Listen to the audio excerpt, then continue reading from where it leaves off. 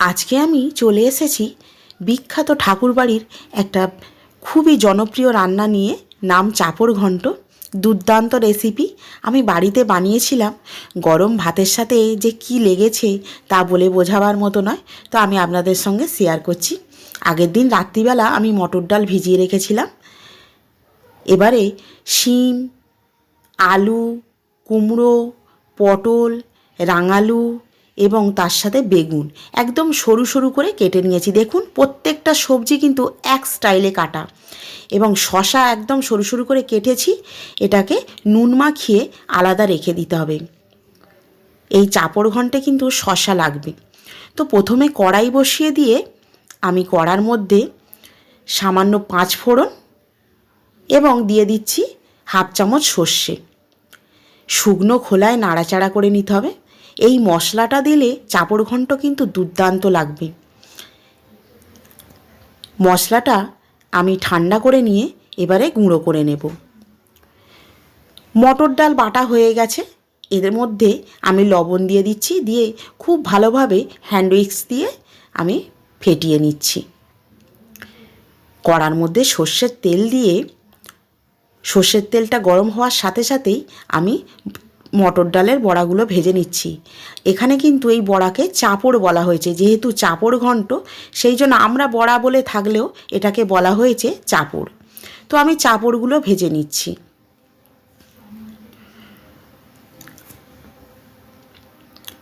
যে মশলাটা আমি শুকনো খোলায় নাড়াচাড়া করে রেখেছিলাম, 5 ফোড়ন আর সর্ষে, এবারে একসাথে আমি এই মশলাটা ভেজে নিচ্ছি।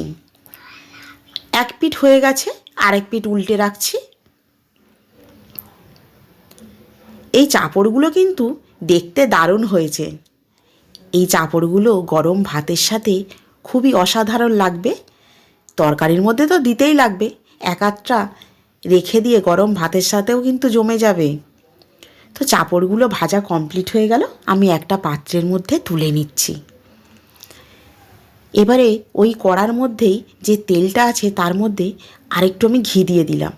ঘিয়েতে ওই মশলাটা দিয়ে দিলাম, যেটা আমি শিলেতে বেটে রেখেছিলাম বা গুঁড়ো করে রেখেছিলাম, ওই মশলাটা, এবং সমস্ত সবজি ওই মশলার মধ্যে দিয়ে দিলাম।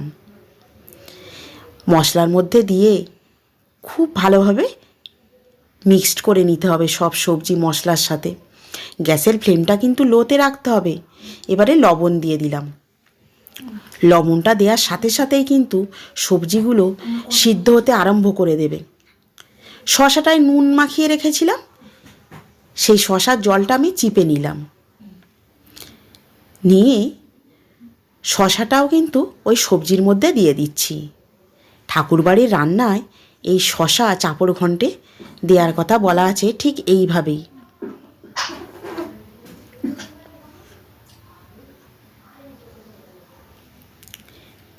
শশাটা দেওয়ার পর আবারও আমি খুব ভালোভাবে সব কিছু সবজির সাথে মিক্সড করে নিচ্ছি। এই মশলা থেকে যে কী দারুণ গন্ধ বেরিয়েছে কী আর বলবো। এবার চেরা কাঁচা লঙ্কা আমি দিয়ে দিলাম এবং তার সাথে দিয়ে দিলাম চিনি। খুব ভালো করে আবারও মিক্সড করে নিচ্ছি ধৈর্য সহকারে, এবং আমি চাপা দিয়ে দিলাম কয়েক মিনিটের জন্য। কিছুক্ষণ পর চাপাটা খুললাম। সবজিটা দেখুন কত সুন্দর নরম হয়ে এসছে। এতটুকু কিন্তু জল দিলাম না, তা সত্ত্বেও একদম নরম হয়ে গেছে। এবারে এর মধ্যে গ্রেট করা আদা দিয়ে দিলাম 1 চামচ, এবং আদাটা দিয়ে সব কিছু সবজির সাথে মিক্সড করে নিলাম। এবং যে চাপড়গুলো আমি ভেজে রেখেছিলাম, এই চাপড়গুলো আমি ভেঙে ভেঙে দিয়ে দিচ্ছি এই তরকারির মধ্যে।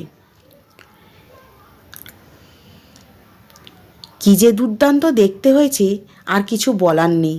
তো এই চাপড় ঘন্ট দিয়ে গরম ভাত তো আমার দুর্দান্ত লেগেছে।